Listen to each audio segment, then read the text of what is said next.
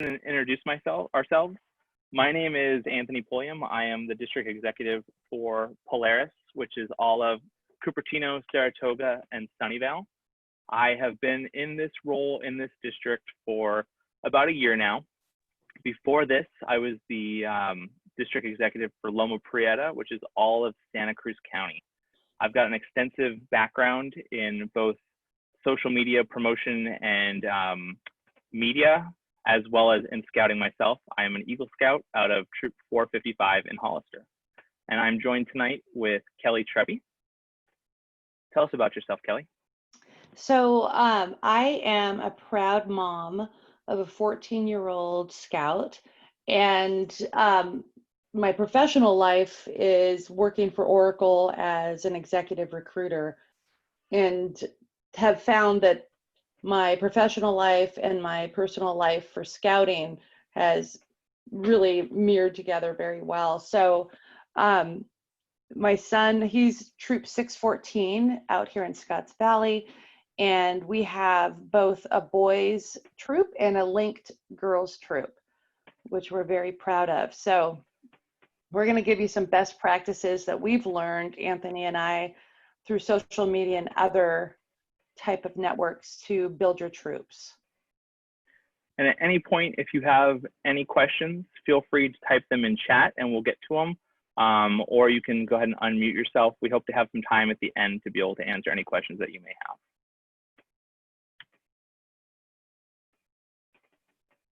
Okay, so, take it away, Kelly. Okay, BSA social media guidelines. These are very important, obviously. Although using social media is not a scouting activity, its use to connect with others interested in scouting can be very positive. It really is. I think that a lot of people are seeking right now something that's positive for their kids, and scouting definitely is a positive. Wow, we have a lot of people coming back in. A positive avenue. So these are some best practices and ways to reach out and really give the opportunity to potential scouts. So because it's so important and it's not a scouting activity, the creation and maintenance of these channels require forethought, care, and responsibility. For that reason, the Scout BSA has developed the following guidelines to help you navigate to use of social media channels. These guidelines are a complement to BSA's existing youth protection policies and training. And, you know, this is really important to remember. The youth protection training is so important for all of our adults to go through, for sure. So continuing to help ensure that all communications on social media channels remain positive and safe, all pages, groups, and communication through them must be public. It may be valuable to think of Facebook pages as a little like a troop meeting that is always open, always going on, and where members of the public may drop by and watch or participate at any time of the day or night. So that's, I think, a really important thing. Again, your Facebook page should always be open and not closed to the public. Munis will designate at least 2 administrators who have access to the login, password, and page management or monitoring information. So I think this is important, and probably Anthony can jump in about the 2 deep with regards to the BSA guidelines. Yeah, so just like anything that we do in scouting, whether it's sending a text message to a scout or an email or anything like that, we need to make sure that we have 2 adults present at all times during the communication. So one of those adults needs to be a registered volunteer over the age of 21 who's taken youth protection training. The other person should be as well, but if you can't, then it should be a parent of the scout who's involved in those conversations. Yeah, thank you. As with any online site, it is highly important that you do not give out personal information about scouts or scouters to anyone on Facebook. Every effort should be made to help ensure that your fans and those scouts and scouters that use the Facebook page are protected. Keeping scouts safe and keeping their private information safe should be the primary concern in any endeavor involving them, whether that's keeping them safe on a camping trip or keeping them safe on the unit Facebook page. That is so important. A key point to note on this is if you are going to include photos of your scouts, which everybody wants to see their kids doing exciting things, not to include anything that could identify them in to somebody who shouldn't be seeing them. So anytime you include a scout's name, never include their full name in any social media post. You'd want to have their first name and, if anything, their last initial. We want to really make sure that we're doing well with this. And if your scouts have a Facebook account, do not tag them in their photos, because you don't want anybody having access to that minor that we wouldn't want to have access. That's such an important point. Thank you. Which platform is the best? So I'm sure if you have kids that are in junior high or even high school, you're learning there's several platforms that are used for communication. So there are a lot of different social media platforms, and each specializes in something different. We generally use Facebook. Also, Instagram seems to be something that is definitely getting more widely used, but I would say parents in general are using Facebook, and that's really our target market at this point. So a little bit of statistics here. It's always fun to see, what the reach is out there. So as of June 30th, Facebook boasts 2.6 billion monthly active users. That is worldwide, obviously. 69% of adults in the US use Facebook. The platform is second closest usage is Instagram, which is 32%. And of course, Facebook and Instagram are integrated. So Instagram, you'll find that the younger generations are using a lot because it's more of a picture and immediate gratification, whereas Facebook is more content-based and community-based. So more than half, really, of US residents use Facebook several times a day. And then the next statistic is actually really, well, there's, like I was just saying, I kind of went ahead of myself. More than 100 million Facebook users belong to meaningful communities. So groups aimed at helpful users such as new parents or victims of rare diseases.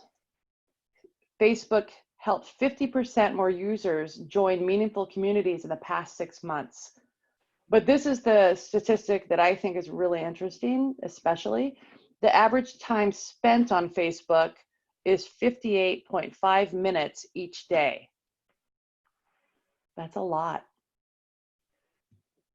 So this is where Anthony's gonna kick into gear here. So how can we use Facebook for promoting scouting? That's the whole reason why we're all here in this training, right? There's 3 really good opportunities for promoting scouting, and that's going to be your local mom and parents groups, your local community and neighborhood pages, and also creating a fan page. And we're going to go through all 3 of these things. The first one is local parents groups. I personally think this is the most efficient way to get word out about your upcoming join night, by talking to the people who are most likely to be interested in showing up. And thankfully, they've already gathered in one location for you, so you don't have to really seek them out. These right here are 4 examples of groups. 3 of them are in the Santa Cruz area, but you can see one of them, Santa Cruz Mamas, has 3.6 thousand members, and they have over 10 active posts a day. Santa Cruz Moms, their direct competition, has 4.6 thousand members and also more than 10 posts a day. Scotts Valley Moms, and if you know where Scotts Valley is, you'll know that it's a very small town on the outside of San Lorenzo Valley, right before you go into Santa Cruz, and they have over 2,000 active members. Finding these groups and getting into these groups is going to be one of the easiest way to get free information out to families and people who are already looking for things to do with their kids. And a lot of these groups already have conversations taking place about scouting. I went into one of these groups, and all of these groups have search bars on the side where you can search for keywords. So I just looked for Cub Scouts, and these are some screenshots that I found in the groups that had been there for who knows how long. Asking about local Cub Scout packs or Boy Scout troops or anything like that. The conversations are already happening. And by taking advantage of this and including ourselves in these conversations, we're able to get people connected with our unit. A lot of times, these groups require like a participation questionnaire in order to join. This one, for example, Santa Cruz Moms, asks, where do you live? They want to know if you live in Santa Cruz or any local areas. How many children do you have, and are you female? Because it's specifically a mom group. We're starting to see that with a lot of diversity and inclusion, some of these latter questions are tending to go away. But if you find that you yourself do not meet the criteria for the group, the best thing for you to do is find another volunteer who does and ask them to go into as your proxy. Once somebody is in the group, they can add you to it, and then you don't have to answer the questionnaire. So like these parent groups, we have local community support pages.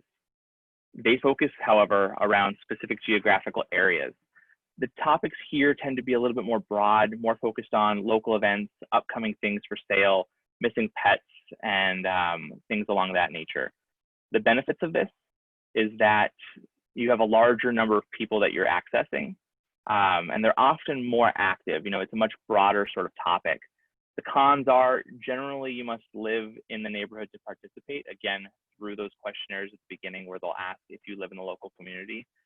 And there also tends to be, since it is a much broader group, you'll find a much broader source of opinions regarding scouting and regarding other things. And so we'll get to that in a few moments. So how do you find these groups, right? Most people don't even know that this exists. So on your timeline, you'll see on the sidebar, the group section. When you hit explore and then discover, it'll show you all of the different groups that exist by different categories. So you can see that there's local, parenting, neighborhood and community. Camping and outdoors is another great one to find as well. Any of these groups that are more localized and specialized is really what you're going to want to find.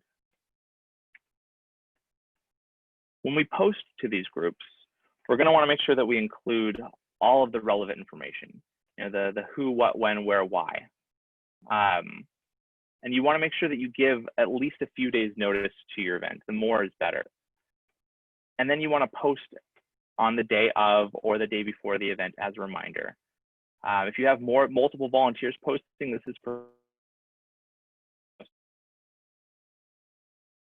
sort see the one person who's just harping over and over about whatever it is that you're doing. You tend to see that a lot with pyramid schemes and people selling their essential oils and things like that. You don't want to be so prevalent that people tune you out. You really want to make sure that it seems organic and natural. Posts with pictures always receive more interaction and have further reach. So here's two examples that I've done. When I was the district executive in Santa Cruz County, we didn't have a lot of access to schools. Santa Cruz County really doesn't do peach jar, and you don't really have a lot of school access. So using social media, I was actually able to start 2 brand new Cub Scout packs. One of them was an all-girls Cub Scout pack, and you can see that one. It's on the left with a picture of the 2 smiling girls. And based on having social media conversations and posting in these moms groups, we were able to have our first recruitment event where we were generating interest for the pack be standing room only. And we actually started that pack with over 30 girls in Cub Scouts. And the minimum number that you need to start a new unit is 5. Yeah, so we were well over that number with this. And this pack is still absolutely going strong. Yep. It's one of the larger packs in the Santa Cruz Mountains region. Mm-hmm. The other pack that we started with this was in Aptos. And the schools in Aptos tend to be a little bit further apart, again, with no school access. The PTA wouldn't let us do anything. the school wouldn't even let us put yard signs at the school. And so I was able to start a new pack by joining one of those Facebook groups and just having conversations with people and letting them know that we were doing an event and really making sure to boost it up with that. And that pack just celebrated their 2-year anniversary this month, actually. And last I checked, they were about 25 scouts. That's But awesome. in both of these cases, you know, I used a fun photo. If you don't want to use pictures of your scouts, you can always find stock photos from the BSA on the BSA Brand Center. There's lots of great professional photos on there that you can use. And you can see for the one on the right in Aptos, I included a picture of Odie and Garfield in scout uniforms roasting marshmallows, because who doesn't love Garfield and Odie, right? But adding those photos really drew attention and it got more interest. We live in such an age where people are constantly scrolling and scrolling and scrolling through their timeline. And so you want to make sure that if you include an image, that it's really going to capture their attention and it's really going to be something that draws people to take another second to look at your post and read it. Yeah, pictures are it for sure. So with that, it should go without saying, but you know, etiquette is always key. You want to be polite and thorough with your responses.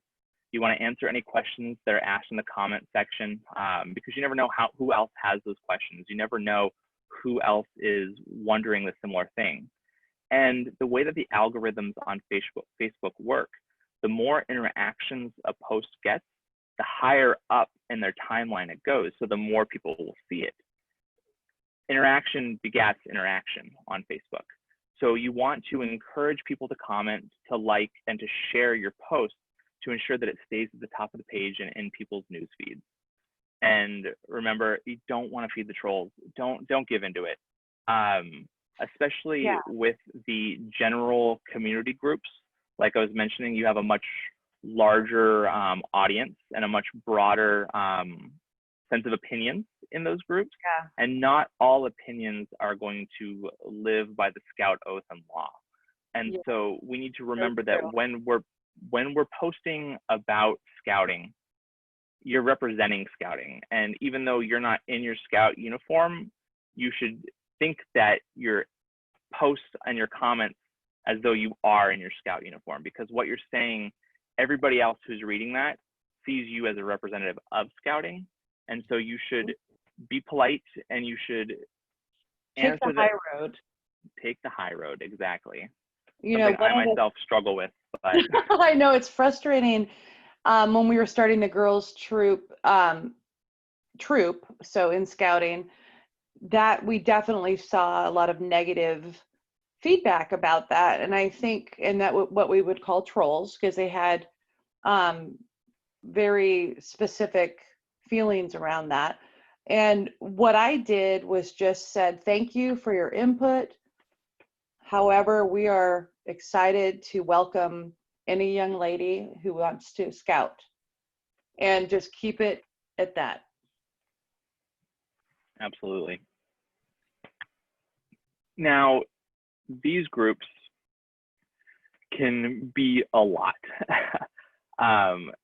For me, as a district executive, you know, I joined every single one of these groups within my district, and I was constantly bombarded with missing cats or people selling multi-tier marketing products, or people complaining about car alarms at 3 a.m. or what have you. Just the whole gamut of posts, and it got to be a lot. So the one thing that I strongly recommend, if you join any of these groups, turn off the notifications. You don't need that kind of stuff in your life, unless you're a glutton for punishment. And with that, you can go into the notification tab on each group, and you can choose to either have the highlights, which is just going to be the posts that receive the most traction, the most comments, the most likes, or posts from your own friends, or just having the comments completely off. If you turn the comments completely off, you will still receive notifications for posts that you comment on or posts that you create. So you don't really have to worry about missing any of that information.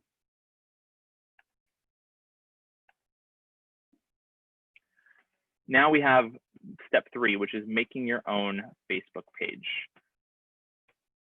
So when you create a Facebook page for your group, it's a great way to keep parents informed about upcoming events and sharing photos and other pertinent information. But again, remember, you want to make sure that it's always public and that you have 2 adults as admin. Another reason for having 2 adults in admin is, especially with Cub Scouts, you know, a family in a leadership role is really only going to be there for a handful of years. Adults tend to stick around a little bit longer in Scouts BSA, but with the constant cycle of adults through the program and through different roles and positions, you don't want to have the login information lost. You don't want to have that information disappear because whoever was in charge of it bridged out of your pack or left. So it's really important that you have 2 adults and that you're staying up to date on that, and you're making sure that the adults who are admin are still active with your unit as well. Now, with that being said, do not create a Facebook group, create a fan page. Facebook groups are okay, but they're more internal facing and they're more for sharing your own information. You want to create a fan page because fan pages have more options for administrators. They provide much more outward facing information for prospective families, and also they allow for boosted advertisements as well. This is an awesome opportunity for a volunteer in your unit who hasn't found the role that they're interested in yet. Well, this is important. Yeah. That's such a good. Somebody with a marketing or social media background who wants to take this on is going to be your best friend when it comes to this right here. One of the best parts about creating your own page versus creating your own group is you can use the Facebook page to create events for any recruitments that you have coming up, any exciting events, or anything that you have scheduled. And you can use that to leverage your marketing, and you can share it. You want to include as much information as possible on these events, and you want to try to add your meeting location and schools as co-hosts, or even your local scouting district or the council as co-hosts, so it'll show up on their pages as well. When you create a Facebook page, it allows you to put in an address. So you'll want to make sure that the address that you put in is the address of your meeting location, not necessarily your chartered org, unless you meet at your chartered org location. Because what'll happen is anybody who's searching for local pages or local events, if they are within the sphere of whatever distance that you put in, you'll show up on their list. If you put in the wrong address, you're going to be attracting the wrong people, and you're going to be attracting people who aren't necessarily in your community and looking to join you in scouting. When you make a Facebook event, one of the most important things that I can really say about this is ask your current families. Make sure you yourself. No one wants to be the first person to RSVP to an event. And if you find a Facebook event and it says 1 person going and 20 people interested, that's not going to sound very appealing to you as a new family or a prospective scout. So you want to try to make this event look as bustling as possible. And you want to make sure that everybody who you know is in your unit is saying that they're going, because then it will show up on their timeline, which means that their friends will see it, and it'll allow for it to grow organically. Yeah. You want to ask. 6 degrees of separation, right? 6 degrees of separation. So once somebody shares it, they're going to see it along with their friends, and it just kind of blossoms from there. Absolutely. And with that degrees of separation, you want to ask all of your current families to invite people that they think would be interested and to share it to their social circles. Because if you don't share it and make it known, then you never know who's missing out on seeing your event. And using these Facebook events is really, really a key method to finding out as well what sort of turnout that you can possibly expect. One of the hardest parts about doing any recruitment event is saying, well, you know, we put everything out there and whoever shows, and you know, you can have a standing room only event, or you can have one family who's there looking around saying, well, this isn't very exciting. So using this event and using this, the interested and the going element of a Facebook event to kind of gauge your interest will really help you, like I said, gauge your interest and see how many people you may have coming to your group. And share those on the communities too. When you have an event, share it on all of the community pages as well. Absolutely. So Brian real quick asked, why not a private page for more security? Yep. The reason why is because you want everything to be an open book for YPT. You want anybody, you want to prove that you have nothing to hide, and you want to show any prospective family what you're about and that you're active and that you have things going on. And so that's why when we are creating these, we're really making sure that we're not putting any private information out there, and that we are, you know, we want this to be forward facing so that way people can look at this and say, wow, scouting looks awesome. Your unit looks awesome. I'm super into this. If it's private and they can't see it, they don't know what you're about. So you want to make sure that it's public so that way anybody can see. And if there's ever any issues, anyone can go in and make sure that you're abiding by youth protection and that you're living by the Scout Oath and Law. I think if you want a private group specifically for your own families to pass on more information, there's a whole, you can use Scoutbook, you can use Slack, anything like that would be good for your families as an internally facing group. But here we're talking specifically about marketing and about outward facing. And also remembering that we do have at the council or on the BSA website a repository of great marketing material and pictures. So if you feel like you don't want to use your scouts pictures, but you want it to look enticing and maybe something similar to what your last event was, you have all of these great approved things on the repository that you can take in and put into your posts. And a lot of this goes hand in hand with wanting to make sure that anybody can find you, right? When you are looking for a new restaurant or a new chiropractor or anything like that, what's the one thing that people do? They go to Google and they type in restaurants near me, pizza near me, chiropractor near me. And I strongly encourage you to do that yourself. Go onto Google and type in scouting near me and see what pops up. Are you popping up in there? If you're not, then you need to work on making yourself show up. And with making a Facebook page, we're not going to go into this too much here, but something that I've learned as well is create a Google page for yourself, like a Google business or something like that, or have yourself attached to your chartered org organization.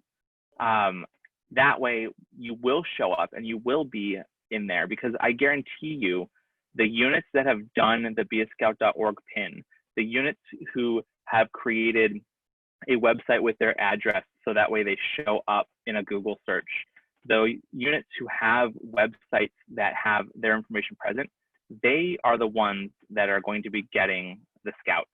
And all of these families who are looking for new units to join, you're definitely going to want to make sure that you're visible to anybody who's around. So as homework, I strongly encourage everyone here to Google Cub Scout packs near me or Scouts BSA troops near me and see what comes up. And if you're not one of those things that show up, if you're not on that first page, you should work to make it so that way you are. And Brian, I agree that it's good to share your Zoom, because then you're inviting others to come into, definitely into your presentation regarding your troop. So let's go to the next slide. Going backwards, here we go. Oh, goody. So now we get to talk about all of the different things you can use, even more so than social media. So maybe we're going into, we want to do hit the ground running and kind of Can I make a comment about pictures? Yeah. So I have a suggestion for people that are uncomfortable with children's faces on Facebook. Our unit has found that if we take pictures from behind the kids, like at a flag ceremony or a Yes. pilot, we just take from their backside, you see the rows of uniforms and the activity going on. Yeah. Or if you're having like a bonfire or anything like that, it's really good to take pictures from the backside. The Yeah. other thing is taking action shots of different things they're doing. So if they build birdhouses or they have like rain gutter regatta or something like that, take a picture of the items they build rather than the children. So action shots are great. And then other like scene shots. So like if we go hiking, we'll take like just a nice picture of the scenery. Or if, like I said, like we're having a campfire, we'll take a picture of the campfire. And all of those pictures are also get a lot of attention. So you don't always have to have pictures of just the scouts. And that's a good way to do them. And you know, Kristen, they do have, again, the opportunity if you go into the BSA website and look at all the marketing material and all of those types of, they have the campfires and Yes, yeah. such a good repository of content to use. So definitely encourage you to look at those and use those so that you have no issue with YPT and so on. So in-person recruitment hacks, this is something that— Before we go into that, Kelly, I wanna just jump right back on that real quick. I think that you were absolutely 100% spot on with that.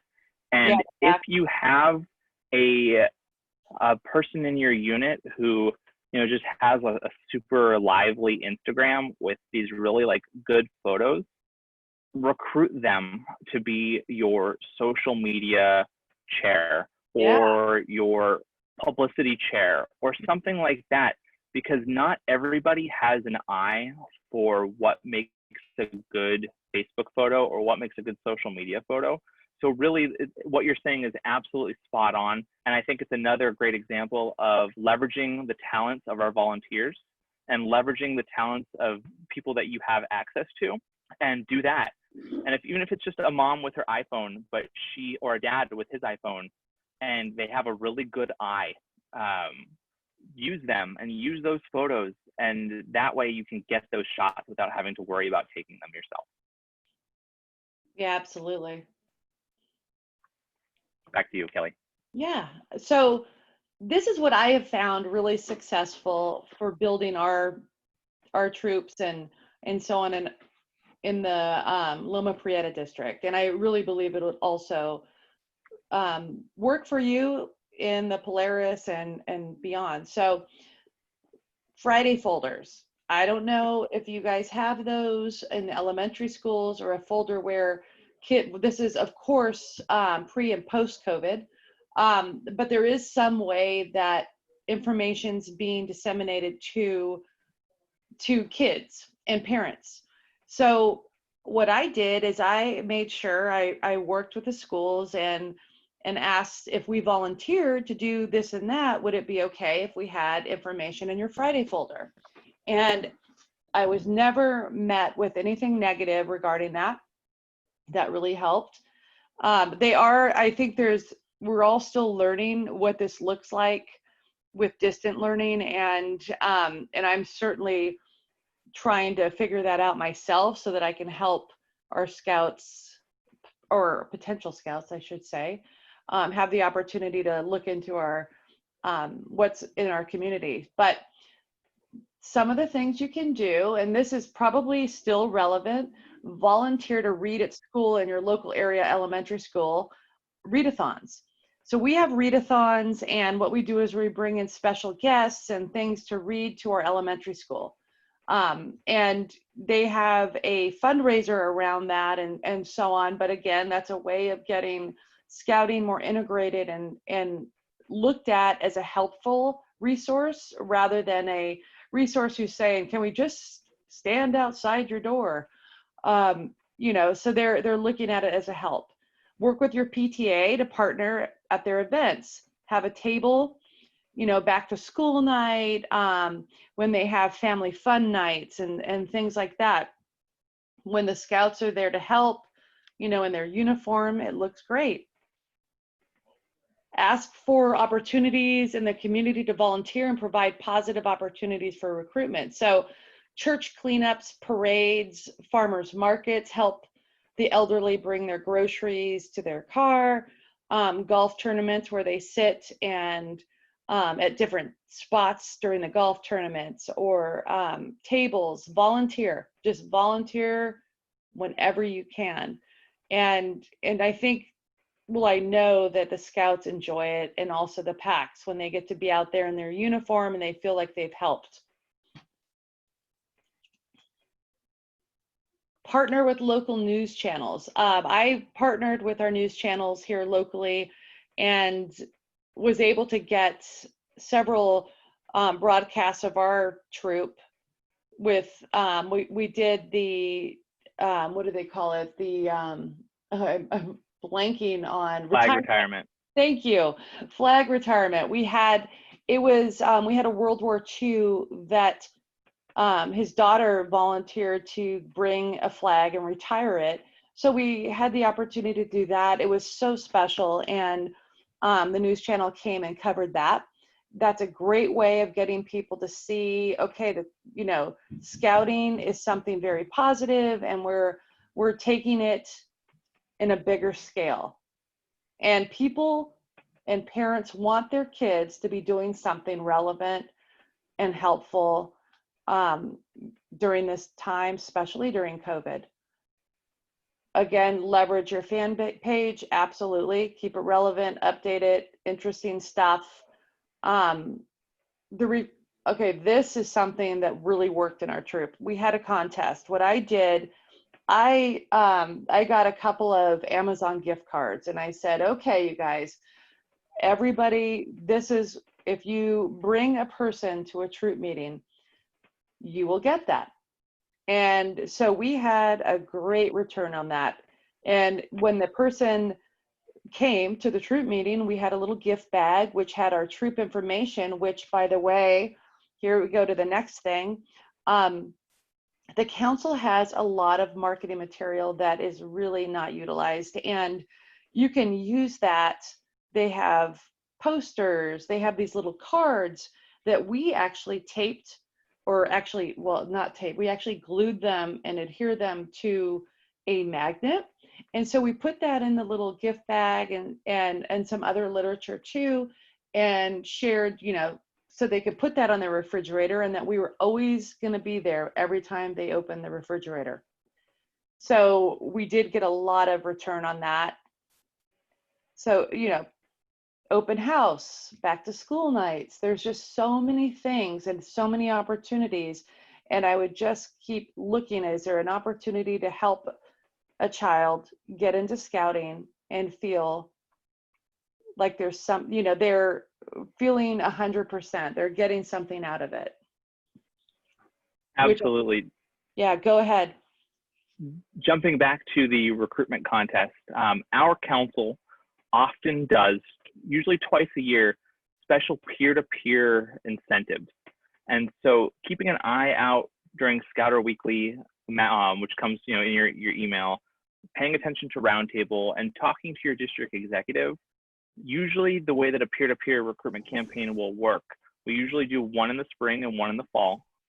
It will usually involve a council shoulder patch, which is the guy that says Silicon Valley Monterey Bay Council on your shoulder.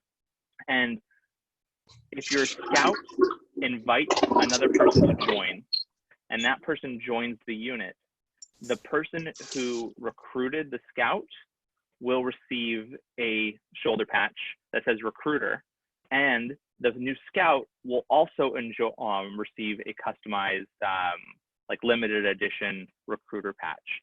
And we often, as a council, have a lot of these left over.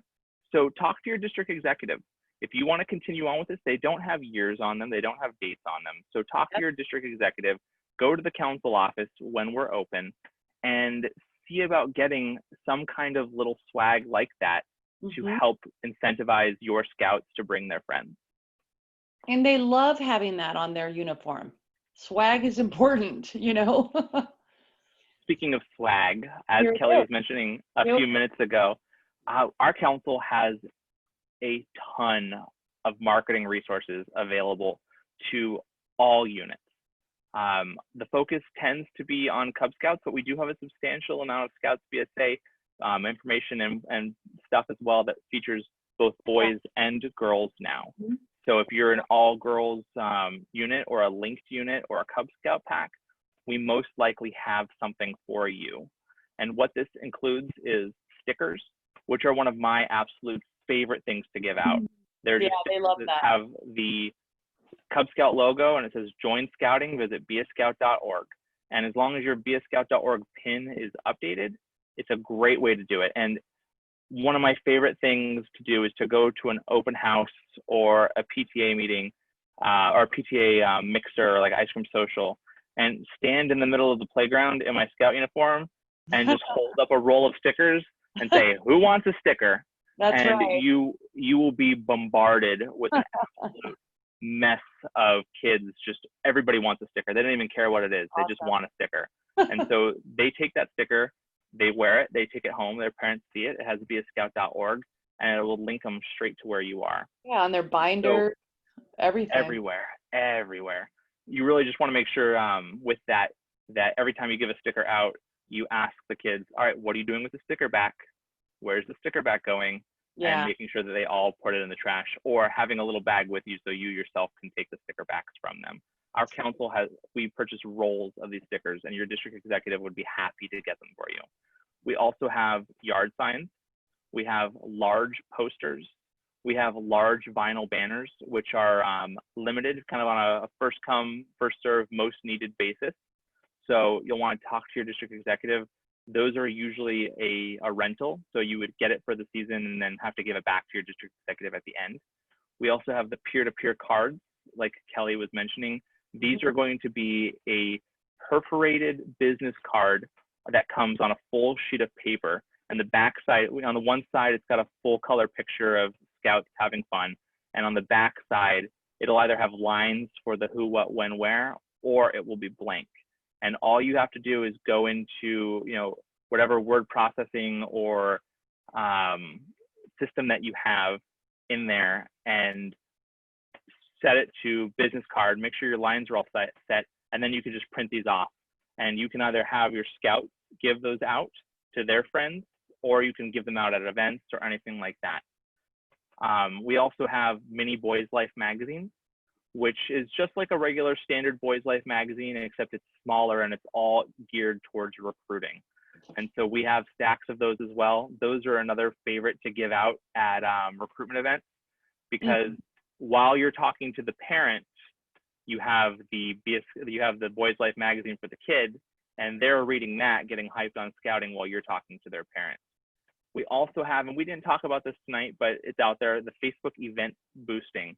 So our council will be boosting Facebook events for all of our units, both Scouts BSA and Cub Scouts, who are doing their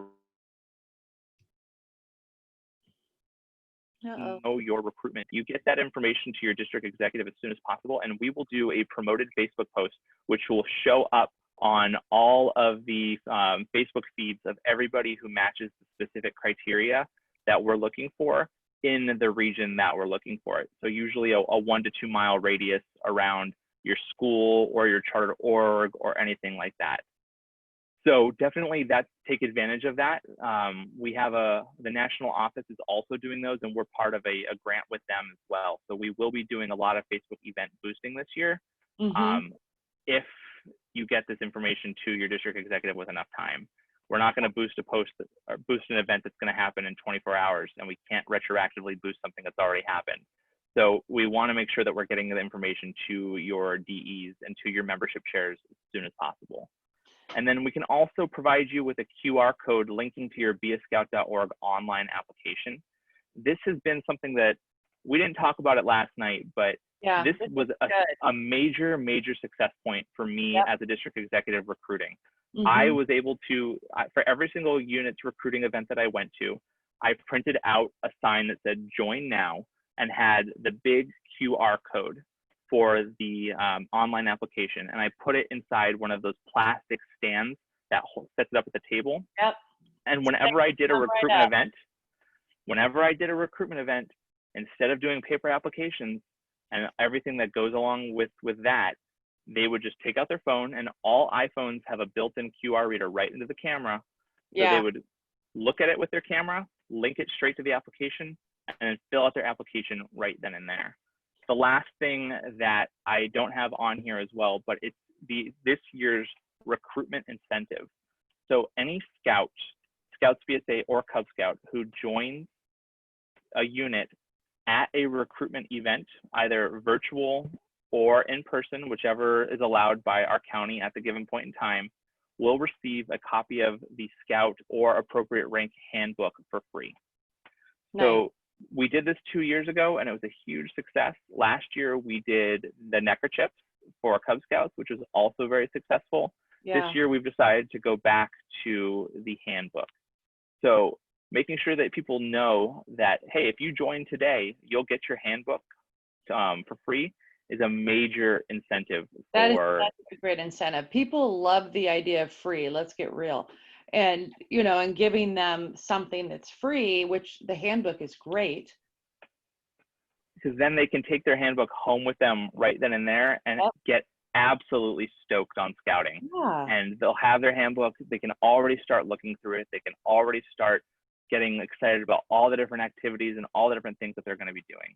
And the best part about all of these resources and much more is that they are available at no cost for your unit. Yeah, we so have great. all of this available for you. And the last thing that I forgot to put on there as well is flyers. We have a large machine at the office that will print off flyers at a really rapid pace. And the front side of the flyer is full color with a space at the bottom for the essential information. And then the back side, if you have your own flyer that you've already created with your own data, we can use that. Otherwise, your district executive can create a flyer for you.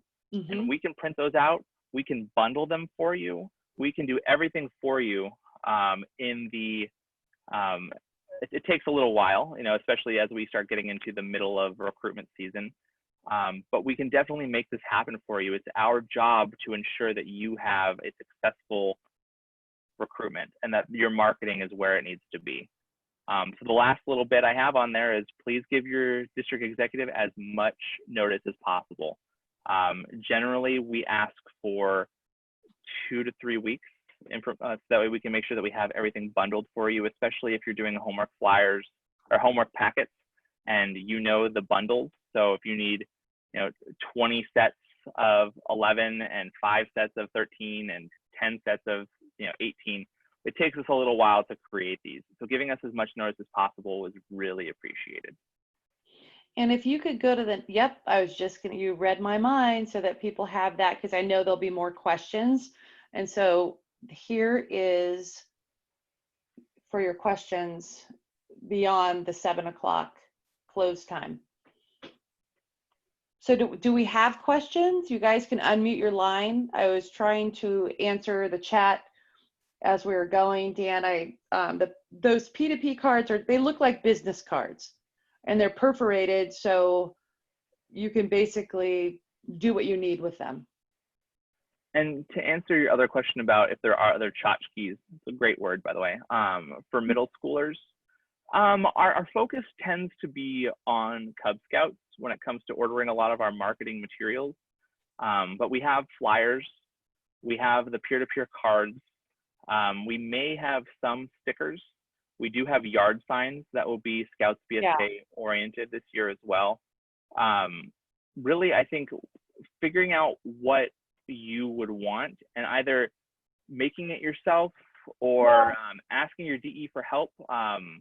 For sure, but I was going to jump in because my son just, he's now going into high school this year, coming up year, but he just completed middle school.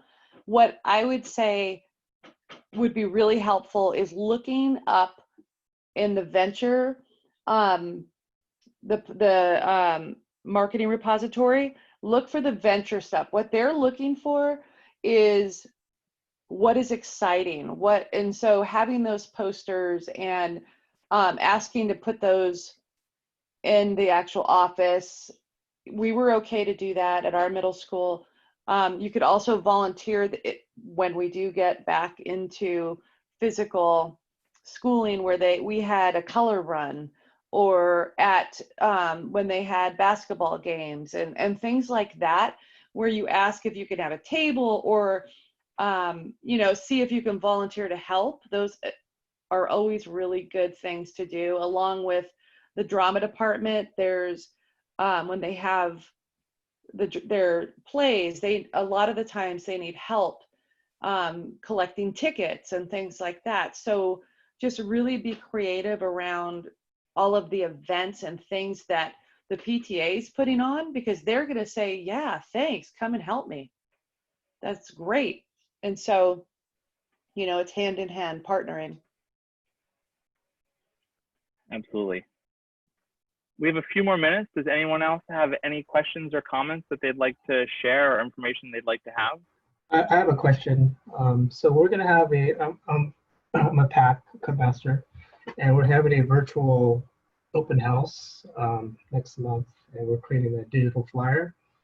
And normally, if the flyer is a physical flyer, you put the address and the time. Mm-hmm. But my question was, is there best practices as far as, do we put the Zoom link directly on the flyer, or is it more better to put like a registration sign up, like a link to a Google form where they enter their email address and all their pertinent information, and then when it's ready for the meeting, then send them that Zoom link? What's your opinion on that? I think it's great to collect information as much as you can, because then it gives you the opportunity to follow up with them.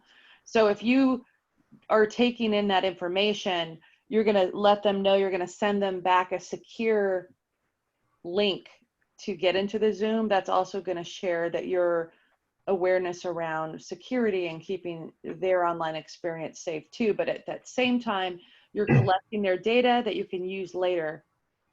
Yeah, that was what I was worried about too. Just if I put the Zoom link directly on it, it'll be just out there, right, for anyone to log in. So yeah, that's what I was.